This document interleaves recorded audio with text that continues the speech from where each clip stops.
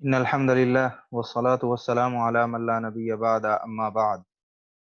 يسألونك عن الأهلة قل هي مواقيت للناس والحج وليس البر بأن تأتوا البيوت من ظهورها ولكن البر من اتقى وأتوا البيوت من أبوابها واتقوا الله لعلكم تفلحون۔ اللہ سبحانہ و تعالی ارشاد فرماتے ہیں یسألونک عن الأهلة، اے محمد رسول اللہ صلی اللہ علیہ وسلم، یہ آپ سے چاند کے بارے میں سوال کرتے ہیں، یعنی جو ہلال ہوتا ہے، جو پہلی رات کا چاند ہوتا ہے اس کو ہلال کہا جاتا ہے، تو وہ جو کریسنٹ مون ہوتا ہے اس کے بارے میں سوال کرتے ہیں۔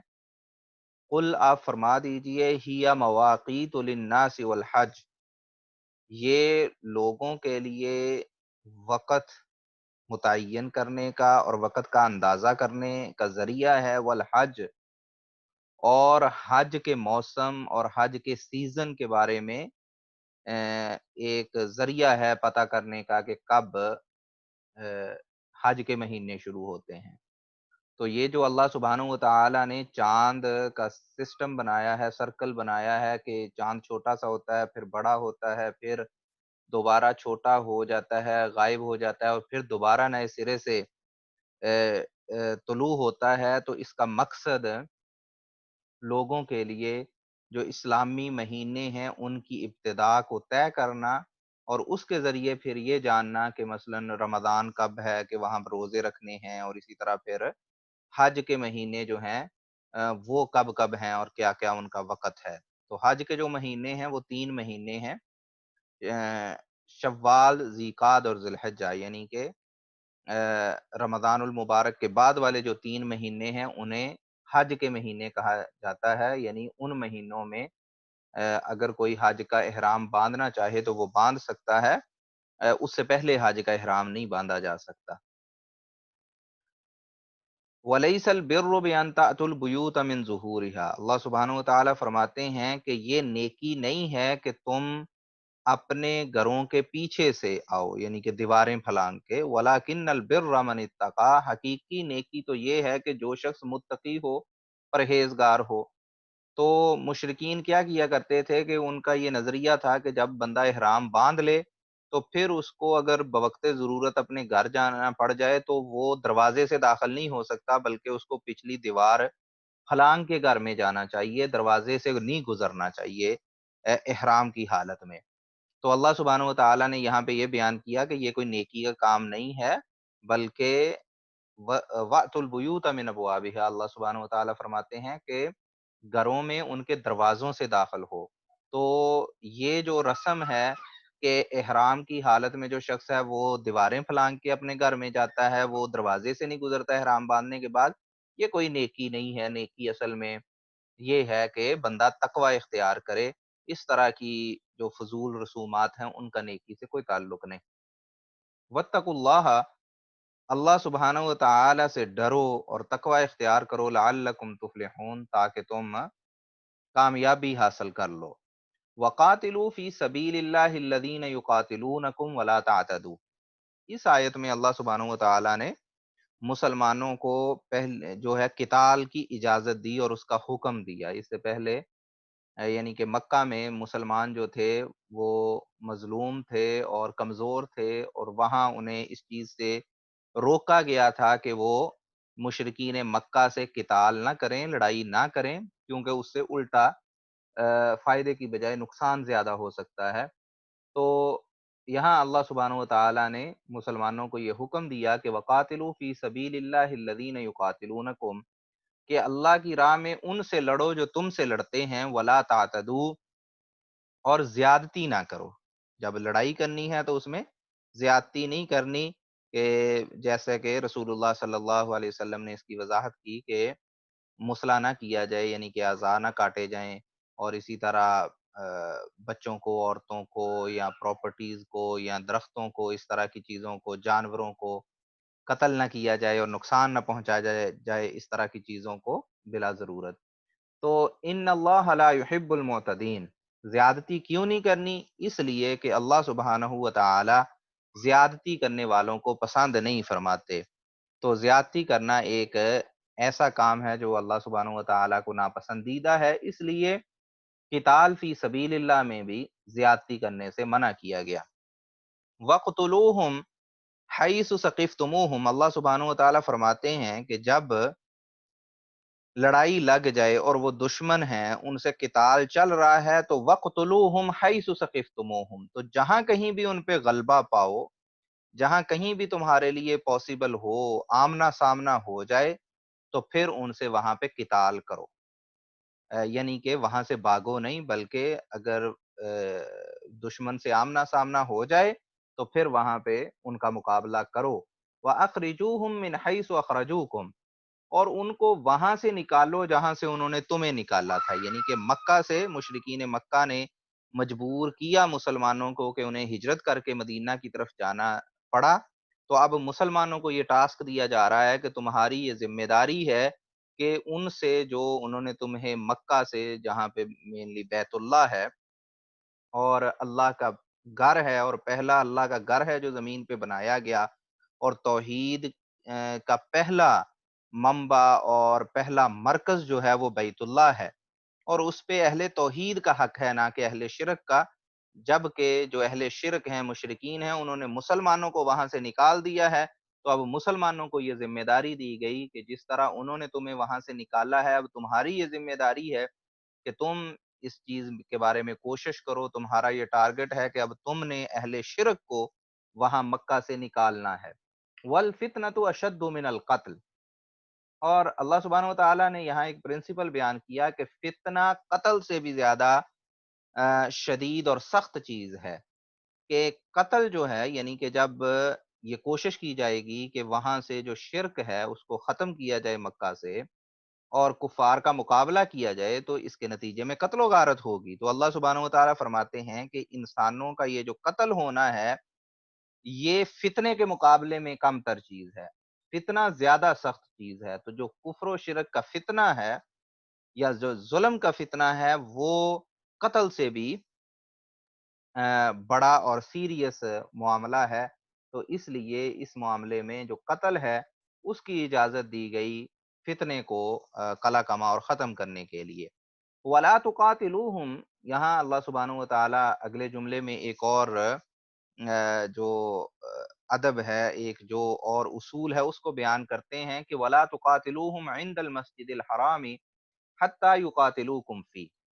کہ مسجد حرام کے پاس ان سے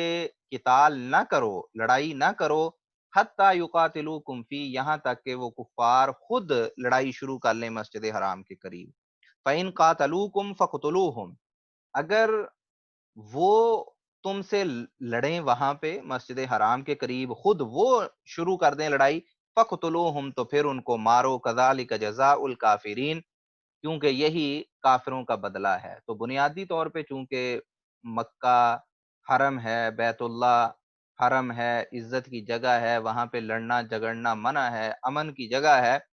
تو وہاں پہ لڑائی کو، قتال کو، جنگ کو شروع کرنے سے اللہ سبحانہ و تعالیٰ نے مسلمانوں کو منع کیا۔ لیکن اگر جو مشرکین مکہ ہیں ان کا ریفرنس اللہ سبحانہ و تعالیٰ یہاں پہ دے رہے ہیں کہ اگر وہ خود وہاں پہ تم سے یعنی کہ لڑنے کے لیے آمادہ ہو جائیں تو پھر وہاں بھی ان سے ان کا مقابلہ کرو۔ فَإِنِ انْتَهَوْا فَإِنَّ اللَّهَ غَفُورٌ رَحِيمٌ، اگر وہ باز آ جائیں، یعنی کہ لڑنے سے باز آ جائیں، اپنے کفر و شرک سے باز آ جائیں، فَإِنَّ اللَّهَ غَفُورٌ رَحِيمٌ، تو بلا شبہ اللہ سبحانہ و تعالی معاف کرنے والے اور رحم کرنے والے ہیں۔ اگر وہ اسلام قبول کر لیتے ہیں تو اللہ پھر سارے گناہوں کو، شرک کو، کفر کو ان کے کو معاف فرما دیں گے۔ وَقَاتِلُوهُمْ حَتَّى لَا تَكُونَ فِتْنَةٌ، اللہ سبحانہ و تعالیٰ فرماتے ہیں کہ ان سے اس وقت تک قتال کرو جب تک کہ فتنہ ختم نہ ہو جائے، یعنی کہ کفر و شرک کا جو فتنہ ہے عرب میں۔ وَيَكُونَ الدِّينُ لِلَّهِ، اور دین سارے دین جو ہے وہ اللہ کے لیے خاص نہ ہو جائے، یعنی کہ اللہ کا دین غالب کرنے تک ان کفار سے لڑائی جاری رکھو۔ فَإِنِ انْتَهَوْا فَلَا عُدْوَانَ إِلَّا عَلَى الظَّالِمِينَ، اگر یہ لڑائی سے رک جائیں، باز آ جائیں، فَلَا عُدْوَانَ إِلَّا عَلَى الظَّالِمِينَ، تو پھر زیادتی نہیں کر سکتے، چڑھائی نہیں کر سکتے سوائے ان لوگوں کے ان لوگوں پہ جو ظالم ہیں، یعنی اگر وہ رک جاتے ہیں لڑنے جھگڑنے سے تو پھر یا اپنے فتنے سے باز آ جاتے ہیں تو پھر تم بھی رک جاؤ، تم بھی ٹھہر جاؤ، کیونکہ جو اوفینس ہے، جو اقدامی حملہ ہے یا جو زیادتی جس کو کہا جا سکتا ہے، یہاں زیادتی سے مراد وہ زیادتی نہیں جو پیچھے تذکرہ ہوا کہ وہ کرنی منع ہے، بلکہ یہاں سے یہ ہے کہ اٹیک کہہ لیں کہ اٹیک جو ہے وہ صرف ان لوگوں پہ کیا جائے جو ظلم کرنے والے ہیں، جو خرابی پیدا کر رہے ہیں۔ الشہر الحرام بالشہر الحرام، اللہ سبحانہ و تعالیٰ فرماتے ہیں کہ حرمت والا مہینہ حرمت والے مہینے کے بدلے میں ہے، والحرمات قصاص، اور اس کے علاوہ بھی جو حرمتیں ہیں وہ ایک دوسرے کے بدلے میں ہیں، یعنی ایک تو یہ کہ چند مہینے ہیں جو عزت اور حرمت والے ہیں، جیسے رجب کا مہینہ ہے،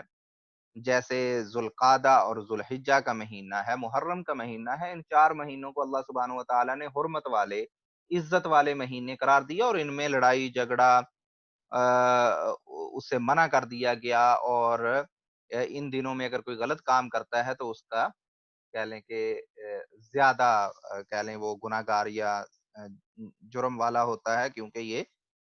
عزت والے مہینے ہیں اور ان کی عزت کو وہ شخص پامال کر رہا ہے۔ لیکن یہاں پہ اللہ سبحانہ و تعالیٰ بیان کر رہے ہیں کہ عزت والے مہینے کا احترام کرنا ضروری ہے، واجب ہے، لیکن اگر کفار اس کو پامال کر کے تم پہ اٹیک کر دیں تو اب تم صرف وہاں پہ ہاتھ باندھ کے خود قتل نہیں ہو جاؤ گے کہ جی عزت والا مہینہ ہے مجھے تو لڑنے کی اجازت نہیں،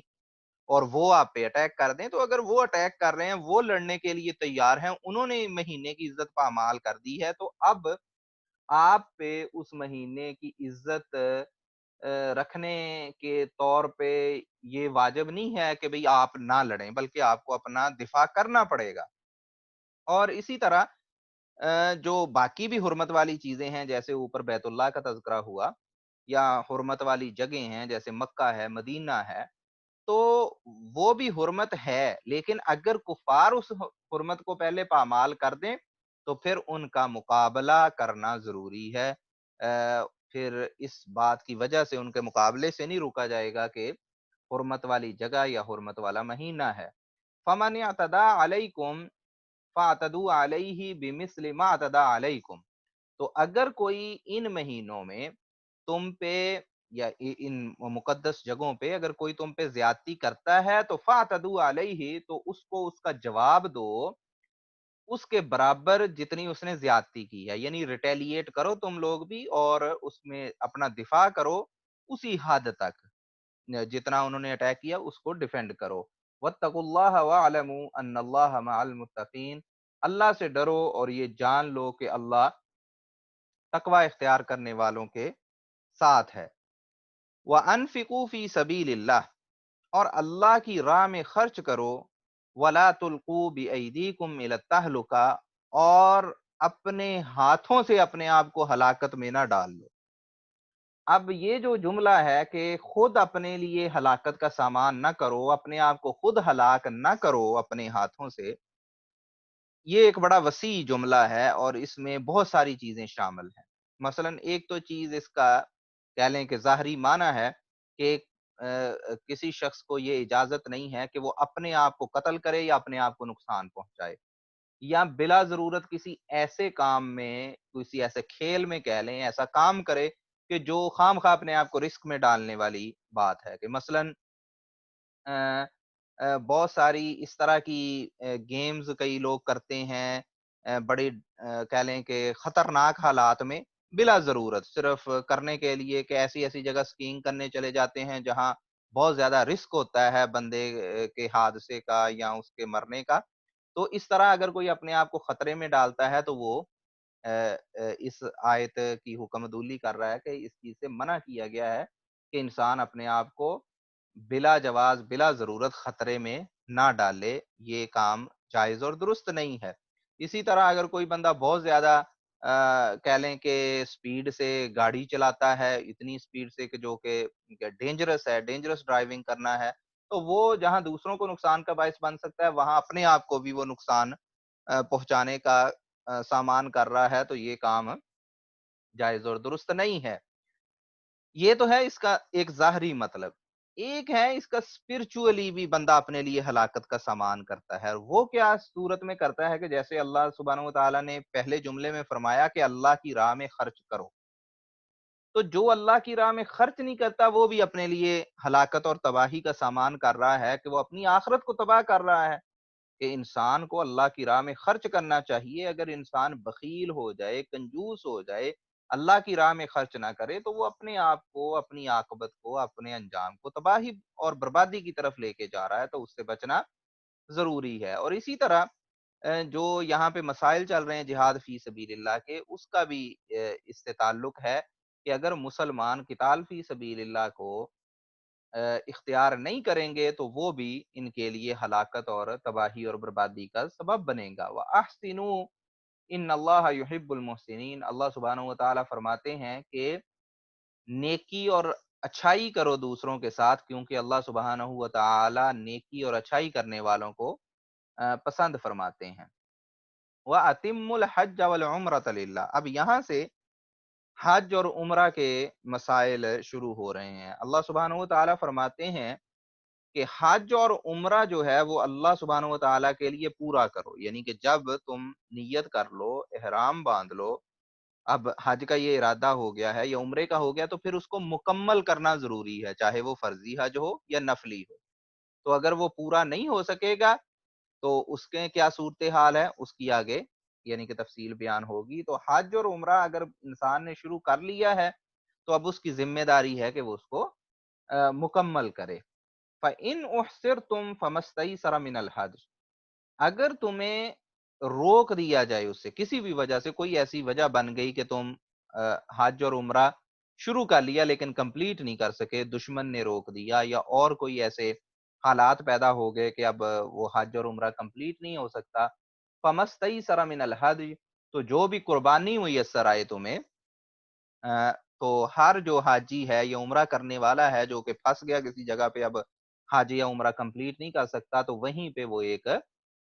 कुर्बानी करेगा जानवर की, और फिर वो अपना इहराम जो है वो खोल सकता है और बाद में वो फिर उसकी सज़ा देगा। जब कभी उम्रे के लिए जब नेक्स्ट टाइम उसका मौका बने, और हज के लिए जब अगले हज के सीज़न में उसके लिए मुमकिन हो।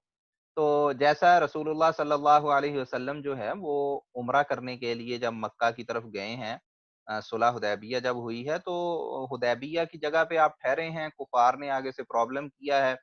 और उन्होंने आपको एंटर नहीं होने दिया और आपसे मुआहदा ये कर लिया कि इस साल नहीं, आप अगले साल आके उम्रा कर सकते हैं, और रसूलुल्लाह सल्लल्लाहु अलैहि वसल्लम ने वहाँ पे उनसे वो मुआहदा किया। तो उसके बाद आप फिर वहीं अपने जानवर जो हैं हुदैबिया में कुर्बान करके वापस चले गए। तो ये यानी कि इस तरह के एक हमारे पास मिसाल मौजूद है कि अगर कोई भी ऐसा मसला आ जाए, ऐसे शख्स के लिए कि जो इहराम तो बाँध चुका है लेकिन अब वो कंप्लीट नहीं कर सकता हज या उम्रा किसी वजह से, तो फिर वो उसको ये कुर्बानी करनी पड़ती है। वला तहलिकू रुऊसकुम हत्ता यबलुगल हदयु महिल्ला, अब ये तो दरमियान में आ गया था ना उसका मसला कि जो हज और उम्रा किसी वजह से कंप्लीट ना कर सके तो उसको एक कुर्बानी देना पड़ती है। लेकिन जो शख्स हज और उम्रा मुकम्मल कर सकता है और करने लग गया है, उसका सारा काम कंप्लीट होने के करीब है, तो उसको कहा गया कि जब तक कुर्बानी कुर्बानगाह में ना पहुंचे, कुर्बानी उस जगह पे ना पहुंचे जहां पे उसको ज़िबा किया जाना है, उस वक्त तक अपने सर मत मुंडवाओ।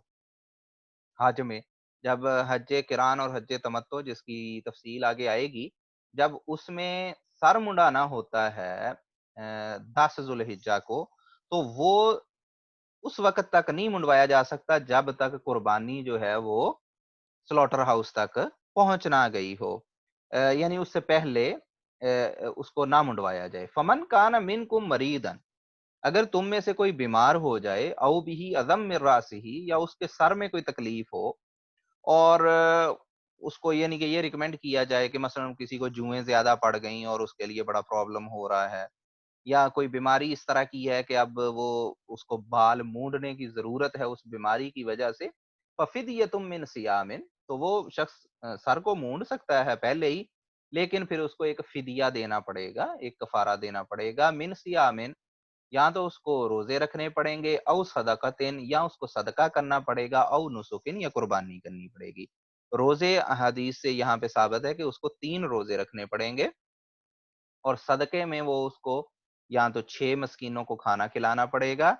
औ नुसुक, या एक जानवर की कुर्बानी करनी पड़ेगी। फ़इज़ा अमिनतुम, अल्लाह सुब्हानहू व तआला फरमाते हैं कि जब तुम अमन की हालत में हो, फमन तमत्तअ बिल उम्रति इलल हज, जो शख्स फायदा उठाए उम्रे का हज के साथ, यानी हज के सीजन में हज करने गया है, जाहिर सी बात है बंदे का हज पे खर्चा होगा, तो वहां पे वो ये भी फायदा उठा ले कि मैं आया हूं तो चलो उम्रा भी कर लूं। अब ये जो हज और उम्रा दोनों एक सफर में किए जाते हैं, इस इस पे एक एडिशनल कुर्बानी देना पड़ती है, जिसको हदी कहा जाता है। फमस्तैसर मिनल हदी, अल्लाह सुब्हानहू व तआला फरमाते हैं कि उसको जो मुयस्सर हो कुर्बानी हदी की शक्ल में, वो कुर्बानी वो करेगा। अब ये जो हज और उम्रा इकट्ठा किया जाता है, इसकी दो शक्लें हैं। एक शक्ल है, उसको हज किरान कहा जाता है। हज किरान ये होता है कि इंसान उम्रे के लिए इहराम बांधता है, और हज का भी साथ ही इरादा कर लेता है कि ये मेरा इहराम हज और उम्रे दोनों के लिए है। मसलन कोई बंदा इधर से यूके से जा रहा है, और वो कहता है कि जी हज और उम्रे के लिए मैं इकट्ठा इहराम बांध रहा हूँ। आप कहें कि 1 ज़ुल्हिज्जा से उसने इहराम बांध लिया। अब होगा क्या कि वो शख्स अपना उम्रा मुकम्मल करेगा, उम्रा मुकम्मल करने के बाद वो अपना इहराम नहीं खोलेगा, उसी इहराम में रहेगा इतने दिन, और फिर जब हज होगा, हज कंप्लीट करने के बाद वो इहराम खोलेगा। तो इसको कहते हैं किरान, मिला हुआ, कि इसमें हज और उम्रा दोनों आपस में मिले हुए हैं, और ये जो हज और उम्रा है, ये दोनों इकट्ठे एक ही इहराम के साथ कर रहे हैं। दरमियान में जो दिनों का गैप है, उन दिनों में भी उसको इहराम में रहना पड़ेगा और इहराम की शराइत को पूरा करना पड़ेगा। ये मुश्किल काम है। रसूलुल्लाह सल्लल्लाहु अलैहि वसल्लम ने इसी तरह का हज किया था, लेकिन आपने फरमाया कि अगर मुझे पता होता पहले कि इस तरह करके हज करने में तकलीफ होगी, तंगी होगी, तो मैं अपने साथ कुर्बानी का जानवर ना लेकर आता। इसमें एक शर्त ये भी है इस वाले तरीके में, कि आप अपना कुर्बानी का जानवर साथ लेके जा रहे हैं। दूसरा, हज और उम्रा इकट्ठा करने का तरीका ये है, जो कि अमूमन आजकल लोग करते हैं, उसको हज्जे तमत्तो कहा जाता है, कि आप गए, 1 ज़ुल्हिज्जा को मसलन गए, आपने इहराम बांध लिया था मीकात से ही, या मसलन यूके से ही, और आपने उम्रा किया, उम्रा करने के बाद आपने इहराम खोल दिया, हलाल हो गए, आप पे कोई पाबंदी नहीं है। फिर 8 ज़ुल्हिज्जा को जाके आपने दोबारा हज के लिए इहराम वहीं होटल से अपने बांध लिया, तो इसको कहते हैं हज्जे तमत्तो। अब ये जो हज्जे किरान था, जो पहले मैंने बयान किया कि हज और उम्रा इकट्ठा एक ही इहराम से करते हैं, या ये जो हज्जे तमत्तो है कि पहले उम्रा किया, इहराम खोल दिया, फिर 8 ज़ुल्हिज्जा को दोबारा इहराम बांधा, इन दोनों तरह के हज में आपको एक कुर्बानी करनी पड़ती है, जिसका नाम हदी है। अगर तीसरा हज का तरीकाकार ये है, जिसको कहते हैं हज्जे इफराद, कि आप सिर्फ और सिर्फ हज कर रहे हैं, कि मसलन कोई शख्स गया, उसने हज के लिए इहराम बांधा, हज किया, वापस आ गया, उम्रा नहीं किया उसने उस सफर में, तो उस वाले हज के लिए कुर्बानी देना, उसमें हदी देना, उसमें शर्त नहीं है। अब अल्लाह सुब्हानहू व तआला फरमाते हैं कि अगर कोई हज के साथ उम्रे का भी फायदा उठा ले, हज किरान या हज तमत्तो की शक्ल में, तो जो उसे मुयस्सर है वो एक हदी अल्लाह की राह में कुर्बान करेगा। फमन लम यजिद, अब अगर किसी के पास है नहीं, उसके पास इस्तिताअत नहीं जानवर की कुर्बानी करने की, फसियाम सलासती अय्यामिन फिल हज, तो उसको 3 रोजे रखने पड़ेंगे हज के अय्याम में। हज के अय्याम से मुराद ये है कि 9 ज़िलहिज्जा से पहले या तो 3 रोजे रख ले, या जो बाद में अय्याम तशरीक हैं, 11, 12, 13 ज़ुल्हिज्जा, इन दिनों में वो 3 रोजे रख ले। यानी कि उम्रा करने के बाद 9 ज़ुल्हिज्जा से पहले-पहले 9 ज़ुल्हिज्जा को यौम अरफा को हाजी रोज़ा नहीं रख सकते, क्योंकि उन्होंने अरफा के दिन बहुत सारे काम करने हैं उधर। तो 8 ज़ुल्हिज्जा तक या तो 3 रोज़े पूरे कर ले, या 3 रोज़ों में अगर 8 ज़ुल्हिज्जा तक नहीं पूरे हो सके, तो फिर वो 11, 12, 13 जो है महीने की तारीख ईद के अगले दिन से लेके तो उन दिनों में भी वो रोज़े ये रख सकता है और ये रोज़े अय्याम हज में रखने हैं। वसब्अतिन इज़ा रजअतुम, और जब तुम हज से वापस आ जाओ अपने घर में, तो 7 रोज़े वहाँ पे रखने हैं। तिल्का अशरतुन कामिला, अल्लाह सुब्हानहू व तआला फरमाते हैं कि इस तरह ये 10 पूरे रोज़े हो जाएँगे, और ये 10 रोज़े उस शख्स ने रखने हैं इस तरतीब से कि 3 अय्याम हज में और 7 वापस आके, जो शख्स कुर्बा उसने हज और उम्रा इकट्ठा तो किया, लेकिन वो हदी के उसके पास रकम मौजूद नहीं थी, इस्तिताअत नहीं थी। ज़ालिका लिमन लम यकुन अहलुहु हादिरिल मस्जिदिल हराम। अल्लाह सुब्हानहू व तआला फरमाते हैं कि ये मामला उस शख्स के लिए है कि जिसके जो रिहायशी नहीं है मस्जिद हराम का, यानी कि वो लोकल नहीं है मक्का और मस्जिद हराम का, वो मुसाफिर है, वो बाहर से हज करने आया है। क्योंकि जो मक्का के रहने वाले हैं, उन पे ये सिचुएशन यानी कि लागू नहीं होगी कि उनको कहा जाए कि वो हदी करें। हदी की ये जो है कंडीशन, ये सिर्फ़ और सिर्फ़ उन लोगों पे हैं जो बाहर से हज करने जाते हैं। वत्तकुल्लाह वअलमू अन्नल्लाह शदीदुल इक़ाब, अल्लाह सुब्हानहू व तआला फरमाते हैं कि अल्लाह से डरो और ये जान लो कि अल्लाह सख्त पकड़ करने वाले हैं। तो इसलिए अल्लाह सुब्हानहू व तआला ने जो अहकाम नाज़िल किए हैं, मसलन ये हज और उम्रे के, इनको सही तरह से फॉलो करो और दुरुस्त तरीके से इन पे अमल करो। आगे अल्लाह सुब्हानहू व तआला फरमाते हैं अल हज्जु अशहुरुम मालूमात, कि हज के महीने मुकर्रर हैं और मालूम हैं। जैसा कि मैंने बतलाया कि शव्वाल, ज़ुल्क़ादा और ज़ुल्हिज्जा, ये 3 महीने हैं हज के, जिनको महीने कहा जाता है। फमन फरद फ़ीहिन्नल हज्जा, तो जो शख्स अपने आप पे इन महीनों में हज को फ़र्ज़ कर ले,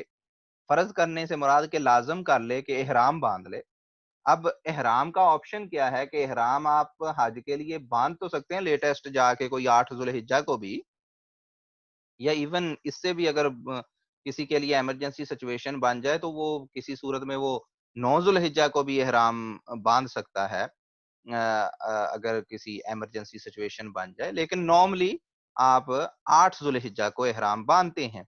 लेकिन ये इहराम जो है वो कब से आपके लिए बाँधना कह लें कि जवाज़ उसका मौजूद है, वो शव्वाल से शुरू होता है कि छोटी ईद के फ़ौरन बाद आप अगर चाहें तो आप हज का इहराम बाँध सकते हैं, और यानी कि कोई बंदा हज के लिए सफ़र शुरू कर ले और मीकात पे पहुँचे और शव्वाल में वो इहराम बाँध ले।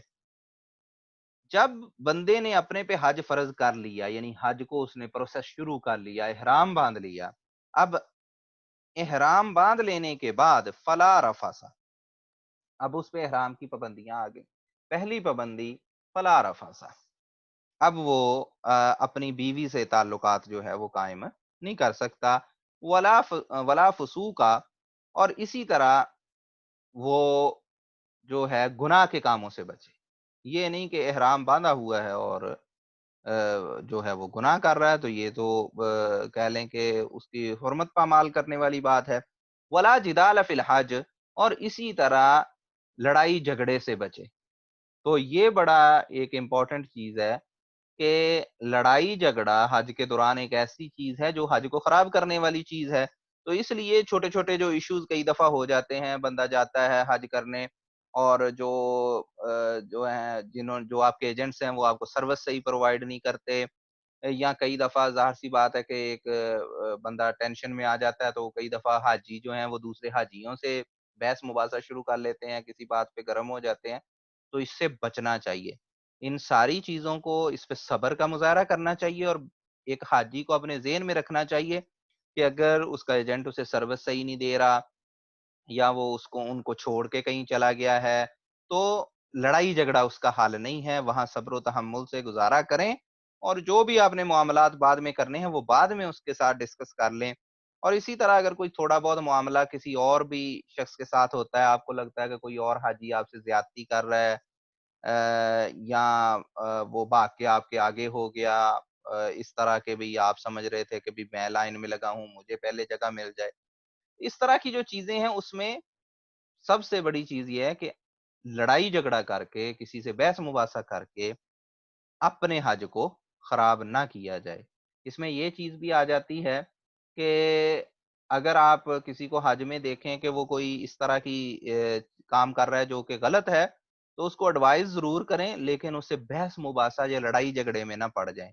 तो एक हाजी के ज़हन में हर वक़्त ये चीज़ मौजूद होनी चाहिए कि उसकी प्रेफ़रेंस क्या है, उसकी जो तरजीहात क्या हैं, उन तरजीहात में ये चीज़ शामिल होनी चाहिए कि उसने कोशिश ये करनी है कि लड़ाई झगड़ा ना बने, किसी से बहस मुबासा ना हो। वमा तफ़अलू मिन खैरिन, अल्लाह सुब्हानहू व तआला फरमाते हैं कि तुम जो भी भलाई का काम करते हो यअलमुहुल्लाह, अल्लाह उसको जानता है। व तज़व्वदू फ़इन्न खैरज़्ज़ादि तक़वा, और ज़ादे राह सफ़र का खर्च लेकर साथ चलो, क्योंकि बेहतरीन ज़ादे राह ये है कि बंदा माँगने से बचे। कुछ लोग ऐसे होते थे कि वो मक्के में जाके लोगों से भीख मांग रहे होते थे। जब उनसे पूछा जाता है कि भाई आप सफर करके अगर आए हैं, मुसाफिर हैं, आपको चाहिए था कि अपना खर्चा वगैरह लेकर आते, तो वो कहते हम तो अल्लाह तवक्कल आ गए हैं। तो यहाँ पे ये बताया जा रहा है कि ये चीज तवक्कुल नहीं है। तवक्कुल ये नहीं है कि आप खाली हाथ चल पड़े और बाद में जाके फकीर बन जाएं और लोगों से मांगते फिरें। ये दुरुस्त नहीं है, बल्कि अल्लाह ने हुक्म दिया कि अपना ज़ादेरा लेकर चलो, क्योंकि बेहतरीन ज़ादेरा ये है कि इंसान सवाल से बच जाए और माँगने से बच जाए। वत्तकून या उलिल अलबाब, अल्लाह सुब्हानहू व तआला फरमाते हैं कि ए अक्ल वालो, अल्लाह से डरो और अल्लाह का तकवा इख्तियार करो। लैसा अलैकुम जुनाहुन अन तबतगू फज़लन मिन रब्बिकुम, अल्लाह सुब्हानहू व तआला फरमाते हैं कि तुम पे कोई गुनाह नहीं है कि तुम अपने रब का फजल तलाश करो इस दौरान के हज पे आए हुए हो। तो मसलन अगर कोई शख्स जो है वो हज का बिजनेस करता है, और वो हाजियों को लेकर गया है अपने बिजनेस के तौर पे, तो वो भी हज कर सकता है, उसका हज भी कबूल होगा और उसके साथ साथ उसका बिजनेस भी हो गया। इसी तरह जो लोग वहां पे कारोबार कर रहे हैं मक्का में, तो वो अपने कारोबार के साथ साथ वो हज भी कर लेते हैं, तो उनका हज भी हो गया और उनका कारोबार भी हो गया। तो हज में ये शर्त नहीं है कि भई आप इस दौरान मसलन कारोबार नहीं कर सकते, बल्कि उसमें कारोबार करने की, जो बिज़नेस करने की वो इजाज़त है। लैसा अलैकुम जुनाहुन अन तब्तगू फ़ज़लन मिन रब्बिकुम, तुम पे इस चीज़ पे कोई गुनाह नहीं है कि तुम अपने रब का फ़ज़ल तलाश करो। फ़इज़ा अफ़ज़तुम मिन अरफ़ातिन, जब तुम अरफात से वापस आओ, मैदान अरफात में 9 ज़ुल्हिज्जा को वहाँ पे क़ियाम किया जाता है, और वहाँ से जब मगरिब के बाद मगरिब की नमाज नहीं पढ़नी वहाँ पे, बल्कि वहाँ से कूच करना है कहाँ, मशअर हराम की तरफ, जिसको मुज़दलिफ़ा कहा जाता है। फ़ज़्कुरुल्लाह इंदल मशअरिल हराम, तो अल्लाह का ज़िक्र करो मशअर हराम के पास, कि वहाँ से जब शाम को मशअर हराम में पहुँचो और वहाँ पे मगरिब और इशा की नमाज़ पढ़ो इकट्ठी करके, तो वहाँ पे अल्लाह का ज़िक्र करो। यानी उस सारी रात जब मुज़दलिफ़ा में रहना है, तो वहाँ पे वो वक़्त ज़ाया नहीं करना, बल्कि उसमें अल्लाह का ज़िक्र बढ़-चढ़ के करना है। वज़्कुरूहु कमा हदाकुम, और अल्लाह को तुम याद करो वहाँ पे, जैसा कि अल्लाह ने तुम्हें दीन इस्लाम की तरफ हिदायत दी है, तो तुम्हारा ये फ़र्ज़ बनता है शुक्रिया के तौर पे कि अल्लाह को याद करो। व इन कुंतुम मिन क़ब्लिही लमिनद्दाल्लीन, क्योंकि ये अल्लाह का एहसान है तुम पे कि अल्लाह ने तुम्हें हिदायत दी, हालाँकि इससे पहले तुम गुमराह थे। सुम्मा अफ़ीदू मिन हैसु अफ़ादन नास, अल्लाह सुब्हानहू व तआला यहाँ से एक वज़ाहत फरमा रहे हैं और एक गलत अमल से रोक रहे हैं, कि जो मक्का के कुरैश थे, उनका तरीकाकार ये था कि लोग तो अरफात के मैदान में जाते थे, लेकिन ये लोग अरफात में नहीं जाते थे, ये बस मुज़दलिफ़ा से होके आ जाते थे। तो अल्लाह सुब्हानहू व तआला ने फरमाया कि सुम्मा अफ़ीदू मिन हैसु अफ़ादन नास, कि तुम भी उसी जगह से होकर वापस लौटो जहां से बाकी लोग जाके वापस आ रहे हैं। यानी जिस तरह बाकी बाहर से आने वाले हाजी अरफात में जाते हैं, तो जो मक्का में कुरैश है उनको भी कहा जा रहा है कि तुम लोग भी عرفات میں جاؤ، کیونکہ عرفات میں جو اسٹے کرنا ہے، جو قیام ہے، یہ حج کا سب سے بنیادی رکن ہے۔ رسول اللہ صلی اللہ علیہ وسلم نے فرمایا الحج عرفہ، حج نام ہے عرفہ میں ٹھہرنے کا۔ تو اگر کسی شخص کا کو وقت ہی نہ ملے، وہ عرفہ میں ٹھہر ہی نہ سکے، تو اس کا حج ہی رہ گیا۔ تو حج کا بڑا ہی بنیادی رکن ہے یہ عرفہ۔ اور یہ کیا کرتے تھے مشرکین مکہ، کہ یہ خود جاتے ہی نہیں تھے عرفہ۔ تو آپ اسے اندازہ لگا لیں کہ حج کی جو بنیاد ہے، بیسس ہے، وہی ان کی مسنگ تھی۔ تو اللہ سبحانہ و تعالیٰ نے کہا کہ تم لوگ بھی وہاں پہ جا کے واپس آؤ جہاں پہ باقی لوگ جا کے واپس آ رہے ہیں، وَاسْتَغْفِرُ اللَّهَ، اور اللہ سے اپنے گناہوں کی بخشش طلب کرو، کیونکہ اللہ سبحانہ و تعالیٰ بخشنے والے اور رحم کرنے والے ہیں۔ فَإِذَا قَضَيْتُم مَنَاسِكَكُمْ، اللہ سبحانہ و تعالیٰ فرماتے ہیں جب تم حج کے جو ارکان ہیں، جو حج کے اعمال ہیں، جن کو مناسک حج کہا جاتا ہے، جب تم مناسک حج مکمل کر لو، اور مناسک حج کب مکمل ہوتے ہیں؟ جب بندہ مزدلفہ سے پھر آگے مینا میں چلا جاتا ہے 10 ذوالحجہ کو، جس دن عید ہوتی ہے،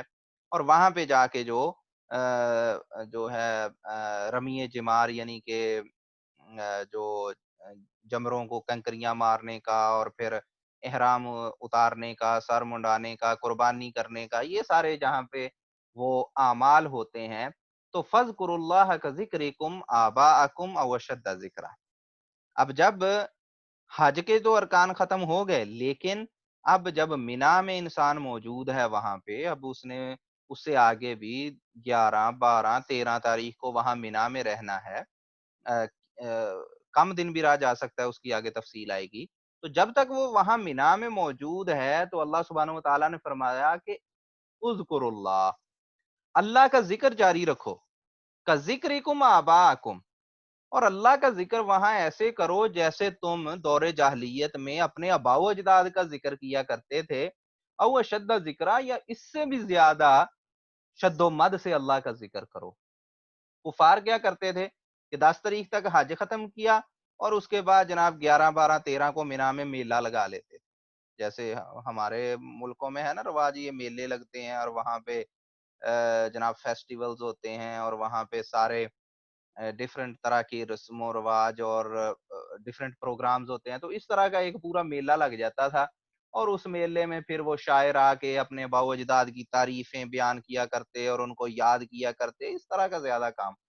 تو اللہ سبحانہ و تعالیٰ نے کہا کہ یہ میلے لگانے کی جگہ نہیں ہے، بلکہ یہاں پہ اللہ کا ذکر جاری رکھنا ہے، اللہ کو یاد کرنا ہے۔ تو جس طرح اپنے آباء و اجداد کو یاد کرتے تھے دور جاہلیت میں، ان دنوں میں اس کو چھوڑو اور اللہ کا ذکر جاری رکھو۔ اور یہ جو اللہ کا ذکر ہے، یہ صرف مینا کے ساتھ خاص نہیں، بلکہ ذوالحجہ کے شروع سے لے کے 13 ذوالحجہ تک جو ہے، یہ ذکر کے دن ہیں، ان پہ اللہ کا زیادہ سے زیادہ ذکر کیا جائے، ہر کوئی کرے جہاں پہ بھی جو موجود ہے۔ اور اس کے لیے کوئی خاص وقت نہیں ہے، بلکہ جب بھی موقع ملے دن رات بندہ اللہ کا ذکر کرتا رہے۔ فَمِنَ النَّاسِ مَن يَقُولُ، اللہ سبحانہ و تعالیٰ فرماتے ہیں کہ لوگوں میں سے بعض ایسے ہیں کہ جو کہتے ہیں ربنا آتنا فی الدنیا، اے اللہ ہمیں دنیا دے۔ یعنی کہ اللہ سبحانہ و تعالیٰ یہاں پہ تذکرہ کر رہے ہیں کہ جو لوگ حج کرنے جاتے تھے، تو ان میں سے بعض ایسے ہوتے تھے، وہ اللہ کہتے تھے یا اللہ ہمیں مال و دولت دے دے، دنیا دے دے۔ وَمَا لَهُ فِي الْآخِرَةِ مِنْ خَلَاقٍ، اور ایسے شخص کا آخرت میں سے کچھ حصہ نہیں تھا، اس کی طلب ہی صرف دنیا کی تھی۔ لیکن جو اہل ایمان ہیں، جو سمجھدار ہیں، وہ کیا کہتے ہیں؟ اللہ سبحانہ و تعالیٰ فرماتے ہیں وَمِنْهُم مَن يَقُولُ، ان میں سے کچھ ایسے ہیں جو کہتے ہیں ربنا آتنا فی الدنیا حسنہ، اے ہمارے رب ہمیں اس دنیا میں بھی اچھائی دے، وفی الآخرۃ حسنہ، اور ہمیں آخرت میں بھی اچھائی دے، وقنا عذاب النار، اور ہمیں دوزخ کی عذاب سے بچا لے۔ تو یہ ہے جامع دعا جو ہمیں کرنی چاہیے، یعنی کہ بجائے اس کے کہ انسان صرف اللہ سے دنیا مانگے، اس کو چاہیے کہ انسان دنیا میں بھی بلائی طلب اللہ سے کرے، آخرت کی بھی بلائی طلب کرے، اور عذاب جو ہے آگ کا، اس سے اللہ کی پناہ مانگے۔ تو یہ ہے طریقہ مومنوں کا اور سمجھدار لوگوں کا کہ اللہ سبحانہ و تعالیٰ سے کس انداز سے دعا کرنی ہے۔ تو طواف جب بندہ کرتا ہے، تو طواف میں کئی لوگوں نے پوری پوری بکس بنائی ہوئی ہیں اور خود دعائیں اس میں گڑ گڑ کے ڈالی ہوئی ہیں کہ یہ دعا کی جائے طواف میں، یہ کی جائے۔ وہ ساری دعائیں ایسی ہیں جو ثابت نہیں ہیں طواف میں۔ طواف میں جو دعا ثابت ہے وہ یہ ہے کہ رکن یمانی کے پاس جب بندہ پہنچتا ہے ایک چکر لگاتے ہوئے، اور اس سے آگے اس نے حجر اسود کی طرف جانا ہوتا ہے، تو اس دوران یہ جو دعا ہے اس کو انسان پڑھے کہ ربنا آتنا فی الدنیا حسنہ وفی الآخرۃ حسنۃ وقنا عذاب النار اولئک لہم نصیب مما کسبوا واللہ سریع الحساب۔ اللہ سبحانہ و تعالیٰ فرماتے ہیں کہ یہ لوگ، ان کے لیے ان کا حصہ ہے اس چیز سے جو وہ کماتے ہیں، یعنی کہ ہر کسی کو وہی ملے گا اس کا حصہ جو وہ کماتا ہے، جیسے وہ عمل کرتا ہے۔ واللہ سریع الحساب، اور اللہ سبحانہ و تعالی جلد ہی حساب لینے والے ہیں۔ وَاذْكُرُوا اللَّهَ فِي أَيَّامٍ مَّعْدُودَاتٍ،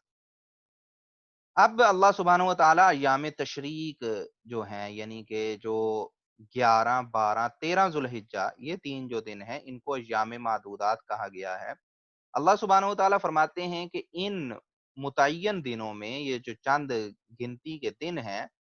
ان میں اللہ کو یاد کرو۔ فمن تعجل فی یومین، اگر کوئی شخص 2 دنوں میں جلدی کر لیتا ہے، یعنی کہ 2 دن وہاں پہ ٹھہرتا ہے 11 اور 12 تاریخ کو، اور ذکر کرتا رہتا ہے، اور پھر وہ 12 تاریخ کو وہاں سے نکل پڑتا ہے مینا سے، فلا اسم علیہ، اس پہ کوئی گناہ نہیں ہے، اس کے لیے جائز ہے۔ ومن تاخر فلا اسم علیہ، اور اگر کوئی بندہ وہاں پہ دیر کرتا ہے، ٹھہرتا ہے، اور 13 تاریخ کو بھی وہیں رہتا ہے اور ذکر کرتا ہے، اور یہ جو 11، 12، 13 تاریخ ہے، اس میں ذکر اللہ کرنا ہے اور رمی جمرات ہے، یعنی کہ جو جمرے ہیں ان کو دوبارہ پتھر مارنے ہوتے ہیں، کنکریاں مارنی ہوتی ہیں۔ تو جو شخص 2 دن یہ کام کرتا ہے وہ بھی ٹھیک ہے، اور جو شخص 3 دن کرے، ٹھہر جائے، اور تیسرا دن جو 13 تاریخ ہے وہ بھی کر لے، تو وہ بھی ٹھیک ہے، وہ بھی کوئی غلط کام نہیں ہے۔ لمن اتقا، تو جو شخص اللہ سے تقوی اختیار کرتا ہے، پرہیزگار ہے، تو اس کے پاس دونوں یہ آپشن موجود ہیں کہ چاہے وہ 11، 12 کو وہاں پہ رہے اور یہ کام کرے اور پھر وہاں سے نکل پڑے، یا وہاں ٹھہرا رہے اور 13 تاریخ کو بھی وہیں پہ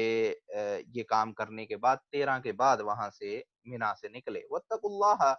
اللہ سبحانہ و تعالیٰ فرماتے ہیں کہ اللہ سے ڈرو، وَاعْلَمُوا، اور یہ جان لو، انکم الیہ تحشرون، کہ تم سب اللہ کی طرف ہی اکٹھے کیے جاؤ گے اور اللہ کی طرف تم نے لوٹ کے جانا ہے۔ اس سے آگے اللہ سبحانہ و تعالیٰ نے تذکرہ کیا ہے منافقین کا۔ اللہ سبحانہ و تعالیٰ فرماتے ہیں وَمِنَ النَّاسِ مَن يُعْجِبُكَ قَوْلُهُ فِي الْحَيَاةِ الدُّنْيَا، کیا محمد الرسول اللہ صلی اللہ علیہ وسلم، بعض لوگ ایسے ہیں کہ ان کی بات اس دنیا میں، دنیاوی غرض کی جو وہ باتیں کرتے ہیں، دنیاوی معاملات کی، وہ آپ کو بڑی اچھی لگیں گی، بڑی سمجھدار لوگوں کی طرح وہ بات کریں گے، اور بڑے ہی سلجھے ہوئے لوگوں کی بات کریں گے۔ وَيُشْهِدُ اللَّهَ عَلَىٰ مَا فِي قَلْبِهِ، اور وہ بڑے کانفیڈنس سے یہ بھی کہیں گے کہ جی ہمارے جو دل میں ہے اس پہ اللہ گواہ ہے، ہم بڑے مخلص بندے ہیں، ہم بڑے ایمان والے بندے ہیں۔ وَهُوَ أَلَدُّ الْخِصَامِ، حقیقت یہ ہے کہ وہ شخص اندر سے سخت جھگڑالو قسم کا شخص ہے۔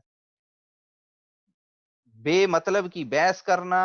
حق کے مقابلے میں بحث مباحثہ کرنے والا شخص ہے، دنیاوی طور پہ آپ کو بڑا اپیل کرے گا، بڑا سمجھدار شخص لگے گا، لیکن حقیقت میں جب حق اور سچ کی، دین کی بات آتی ہے تو پھر وہ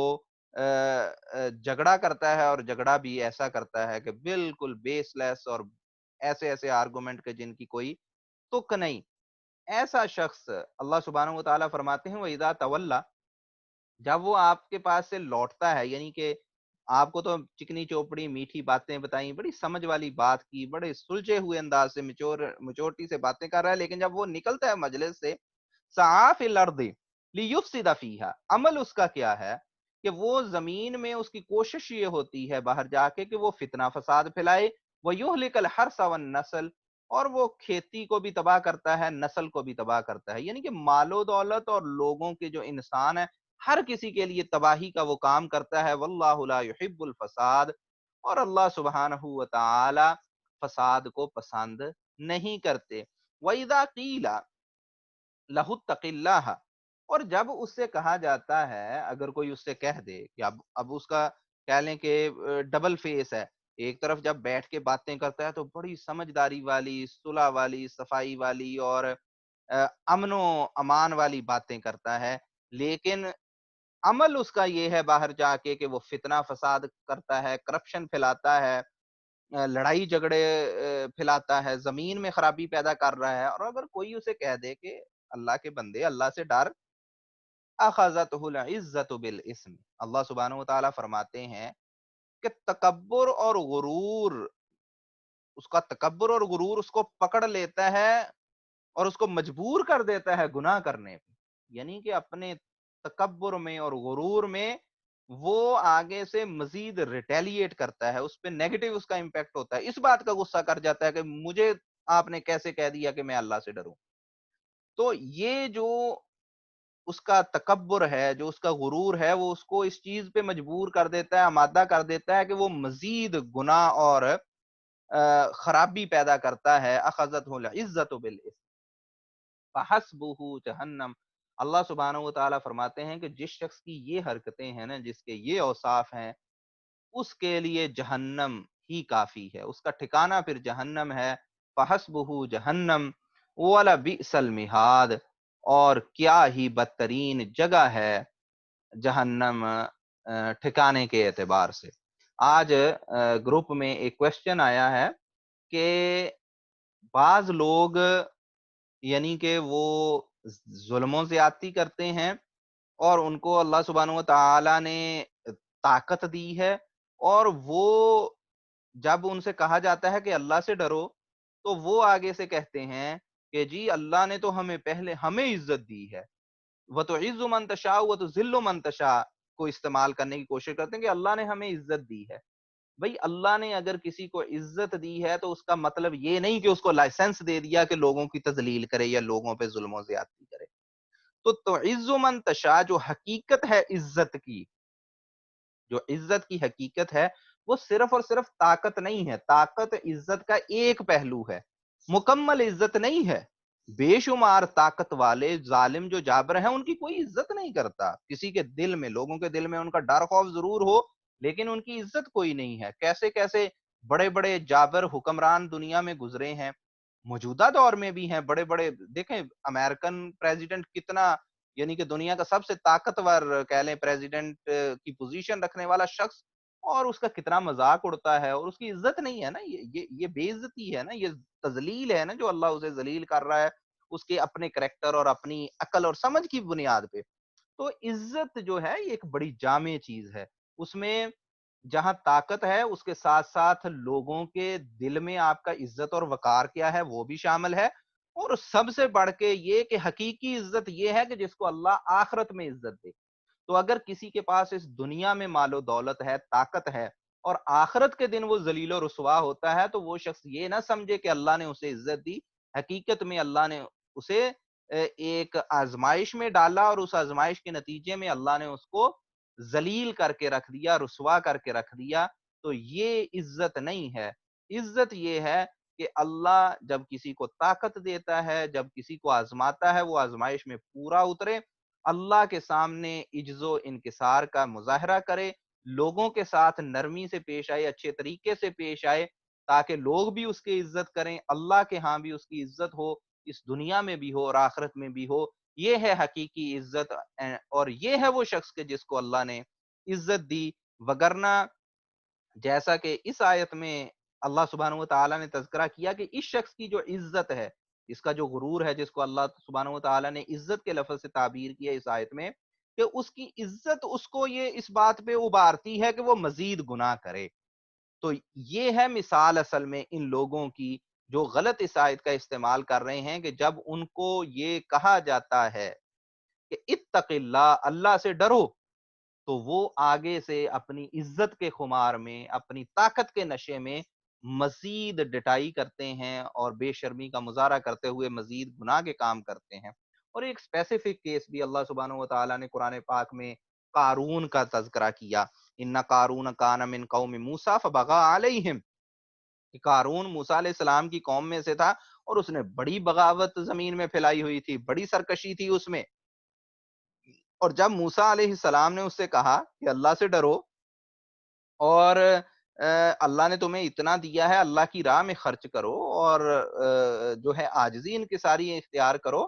تو اس نے کہا انما اوتیتہ علی علم عندی،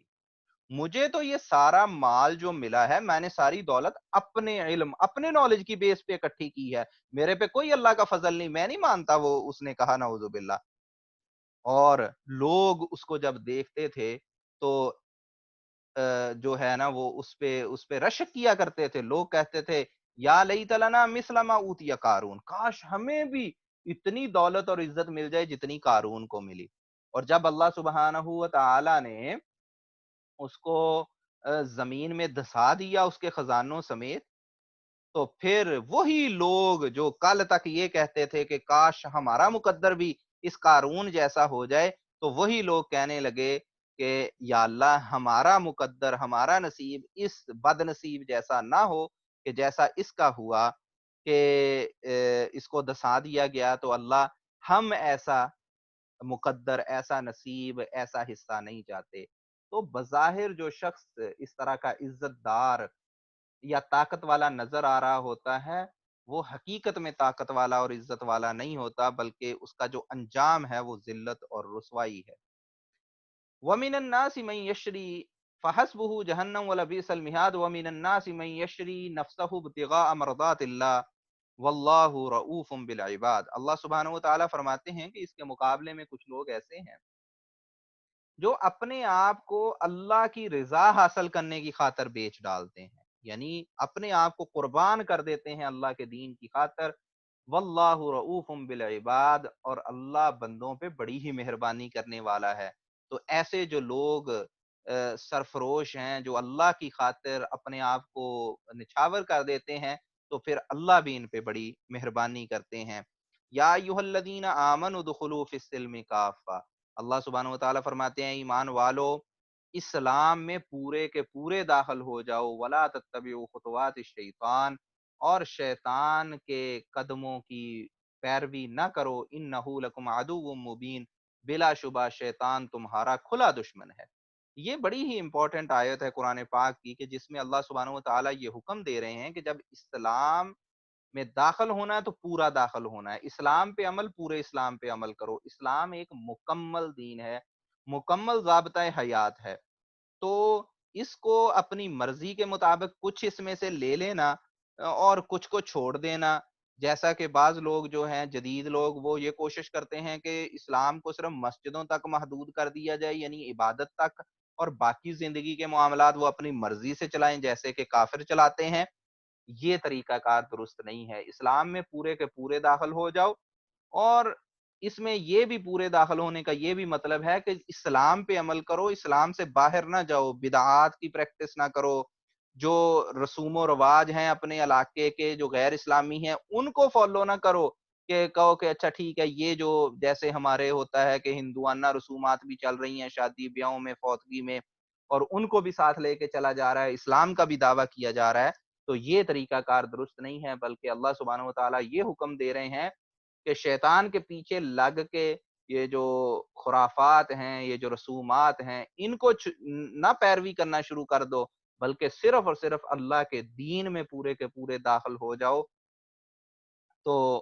تب تمہارے لیے نجات اور کامیابی ہے، وگرنہ شیطان جو ہے وہ تمہارا کھلا دشمن ہے اور وہ تمہیں تباہ و برباد کر دے گا اگر اس کے پیچھے لگے۔ فَإِن زَلَلْتُم مِّن بَعْدِ مَا جَاءَتْكُمُ الْبَيِّنَاتُ فَاعْلَمُوا أَنَّ اللَّهَ عَزِيزٌ حَكِيمٌ۔ اللہ سبحانہ و تعالیٰ فرماتے ہیں کہ اگر یہ جو سارے دلائل اللہ سبحانہ و تعالیٰ نے بیان کیے ہیں پچھلی آیات میں، ان کے بعد بھی تم تھڑک گئے، تم پھسل گئے، فَاعْلَمُوا أَنَّ اللَّهَ عَزِيزٌ حَكِيمٌ، تو یہ جان لو کہ اللہ سبحانہ و تعالیٰ غلبے والا ہے اور حکمت والا ہے، مطلب پھر اللہ کی پکڑ بڑی مضبوط ہے، اور اگر پھر بھی تم پھسل جاتے ہو راہ حق سے بہک جاتے ہو تو پھر اللہ کی پکڑ بڑی سخت ہے۔ حل ینظرون، اللہ سبحانہ و تعالیٰ فرماتے ہیں کہ اللہ نے اتنے احکام نازل کر دیے، اتنی آیات نازل کر دی، ابھی بھی اگر یہ راہ حق پہ نہیں آتے تو پھر ان کو کس چیز کا انتظار ہے؟ کیا یہ انتظار کر رہے ہیں کہ ان یاتیہم اللہ فی ظلال من الغمام، کہ اللہ سبحانہ و تعالیٰ خود جو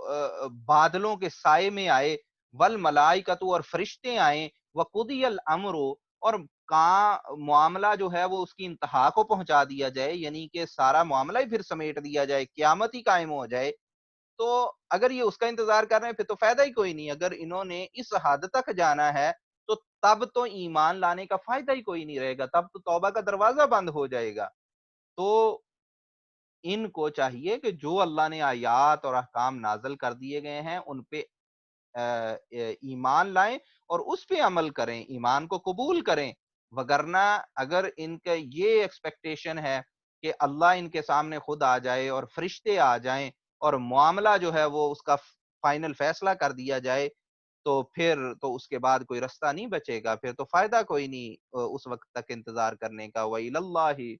तुरजउल उमूर, और सारे के सारे मामलात अल्लाह ही की तरफ लौटाए जाएँगे। तो इसलिए ये ज़रूरी है कि बंदा अपने अंजाम को याद रखे और इससे पहले कि उसके लिए तौबा का और जो उसके पास मौका है अमल करने का और नेकी करने का, वो उससे ख़त्म हो जाए, उससे पहले-पहले उसको चाहिए कि अपने अंजाम की बेहतरी के लिए वो कोशिश कर ले। अक़ूलु क़ौली हाज़ा अस्तग़फ़िरुल्लाह ली व लकुम व लिसाइरिल मुस्लिमीन। जी, अगर किसी भाई का कोई क्वेश्चन हो तो वो हाथ उठा सकते हैं।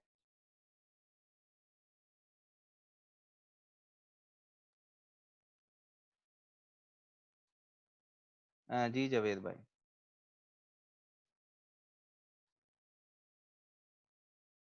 अनम्यूट कर लें पहले। अस्सलाम वालेकुम रहमतुल्लाह हाफ़िज़ साहब। जी, वो पिछले लेसन में आपने जिक्र किया था रिश्वत का, जी, तो मेरा सवाल ये था कि जैसे कि ख़ास तौर पर पाकिस्तान में बाज़ औक़ात मामलात ऐसे हो जाते हैं कि इंसान मजबूर हो जाता है कि आपको मजबूरन रिश्वत देनी पड़ती है। तो क्या ऐसे हालात में भी वो वही हुक्म है कि रिश्वत देने वाला और लेने वाला दोनों जहन्नमी है, या कि ऐसे जब मामलात हो जाएँ तो उस पे कोई और हुक्म लगता है फिर? जी, असल में इस मामले को समझने के लिए पहले ये ज़रूरी है कि रिश्वत का मफ़हूम समझा जाए। रिश्वत का मतलब है कि किसी से अपना नाजायज़ काम निकलवाने की खातिर उसको पैसे देना। कोई ऐसी चीज़ जो आपका हक नहीं है, वो लेने के लिए आप किसी को पैसे देते हैं। मसलन अगर किसी ने कोई जगह है उसकी और वो उस जगह के बदले में जज को या वकीलों को या पुलिस को पैसे लगाता है और वो जगह उसकी है नहीं, तो वो किसी की जगह पे अपना कब्ज़ा पक्का करने के लिए इस तरह देता है, इसको रिश्वत कहा जाता है। ये जो रिश्वत है, इसको लेने वाला और देने वाला दोनों पे लानत है। दूसरा जो मामला है, ये एक जो चलता है सिस्टम हमारे यहाँ, कि जो शख्स अपनी जॉब पे बैठा हुआ है सरकारी जॉब पे, जो उसकी ज़िम्मेदारी है, वो ज़िम्मेदारी अदा करने के लिए तैयार नहीं है, जब तक कि वो आपकी जेब से मज़ीद पैसे ना निकलवाए, इसको रिश्वत नहीं कहा जाता, बल्कि इसको कहते हैं लोगों का माल नाजायज़ तरीके से खाना। जैसे मसलन सड़क पे खड़ा हुआ डाकू आपको लूटता है, जैसे किडनैप करने वाला किडनैपर आपसे तावान वसूल करता है, जैसे कोई आपके घर से चोरी कर लेता है, तो इस सूरत में आप तो विक्टिम हैं। आप उसके जुर्म में शरीक नहीं हैं, बल्कि आप पे तो जुर्म हुआ। तो इसी तरह जो आपका हक है, उस हक को लेने के लिए अगर आपको कुछ पैसे देने पड़ते हैं, तो वो पैसे रिश्वत नहीं कहलाएँगे, बल्कि वो आपकी जेब काट रहा है वो सरकारी मुलाज़िम, तो वो सरकारी मुलाज़िम इस सिलसिले में कसूरवार होगा और आप उसमें मुजरिम नहीं, बल्कि आप तो उस जुर्म के विक्टिम बन रहे होंगे। तो इसको यानी कि ये अर्राशी वल मुर्तशी वाला मामला नहीं है। जज़ाकल्लाह खैर। एक और सवाल है कि ये भी पिछले लेसन में आपने डिस्कस किया था कि वो अ, बेटे और बेटियों का हिस्सा जो विरासत में मिलता है। एक तो है जो इंसान के मरने के बाद जो विरासत में उनका हक है, उसमें तो बेटे और बेटी के हक में फ़र्क है। लेकिन अपनी ज़िंदगी में अगर कोई अपने बेटे या बेटी को बराबर देता है, तो क्या उसमें कोई हर्ज है? یا پھر بیٹے یا بیٹی کو اگر آدمی گفٹ دیتا ہے تو ان کو برابر ہی دینا چاہیے دونوں کو اپنی زندگی میں؟ اس کی تھوڑی وضاحت کر دیں پلیز. دیکھیں وصیت اسے کہا جاتا ہے جو بندہ جو مرنے کے بعد کے لیے کر کے جاتا ہے کہ جب میں مر جاؤں تو میرے بعد میرے مال کے ساتھ یہ معاملہ کرنا، اس کو وصیت کہتے ہیں. وہ گفٹ نہیں ہوتا، وہ وصیت ہوتی ہے، ول ہوتی ہے، جو امپلیمنٹ ہی اس کے مرنے کے بعد ہوتی ہے. تو یہ جو ول ہوتی ہے مرنے کے بعد امپلیمنٹ ہونا، یا اس میں وہ چیز بھی شامل کر دیں کہ کوئی بندہ بستر مرگ پہ ہے، وہاں پہ وہ گفٹ کرنے کی کوشش کرتا ہے، تو وہ بھی گفٹ نہیں ہوتا بلکہ اس کو بھی ول سمجھا جاتا ہے. تو جو ول ہے وہ تو کلیئر کٹ ہے، وہ کسی بھی وارث کے حق میں وصیت کی نہیں جا سکتی. اگر کوئی کرے تو وہ انویلڈ ہے. اگر کوئی مرتا ہوا انسان کہہ دے کہ میں اپنے بیٹے کو اتنا گفٹ کرتا ہوں، وہ گفٹ انویلڈ ہے. وہ گفٹ نہیں، وہ ول کرنے کی کوشش ہے. کوئی کہتا ہے کہ میرے مرنے کے بعد میرے بیٹے کو اتنا دے دینا یا فلانی بیٹی کو اتنا دے دینا، وہ باطل ہے، وہ نافذ نہیں ہوگی. جو گفٹ ہے زندگی میں کہ جب بندہ صحیح سالم ہے، اس کے کوئی مرنے کے اثرات نہیں ہیں، آثار نہیں ہیں، اس حالت میں اگر کوئی انسان اپنے بچوں میں کوئی گفٹ کسی چیز کو کرنا چاہتا ہے تو وہ گفٹ برابری پہ کرنا ضروری ہے. اس کے بارے میں رسول اللہ صلی اللہ علیہ وسلم کی حدیث ہے. تو یعنی کہ اور اس گفٹ سے مراد ہے سگنیفیکنٹ گفٹ. جیسے مثلاً اگر کوئی شخص جو ہے وہ مکان لے کر دے رہا ہے تو وہ کسی ایک بچے کو نہیں دے سکتا، ساروں کو اس کو برابر برابر وہ بڑی اماؤنٹ دینی چاہیے. ایک ہوتی ہے روٹین کی چیز کہ جس کو جتنی ضرورت ہے اس حساب سے خرچہ کیا جاتا ہے، اس کو گفٹ نہیں کہا جاتا. مثلاً اگر ایک بچہ ہے وہ پڑھنے لکھنے میں اچھا ہے اور آپ اس کو میڈیسن کی ڈگری کروا رہے ہیں، تو اس کی ایجوکیشن پہ اگر آپ جو خرچہ کر رہے ہیں اس میں یہ ضروری نہیں ہے کہ باقی بچے کہیں گے کہ ہمیں بھی جتنی اس کی فیس جا رہی ہے یونیورسٹی کی ہمیں بھی اتنا پیسہ دیا جائے. وہ گفٹ میں نہیں آتا، وہ تو اپنی اپنی صلاحیت کے مطابق اور ضرورت کے مطابق آپ کسی شخص پہ خرچ کرتے ہیں. ہو سکتا ہے کہ بچیوں کے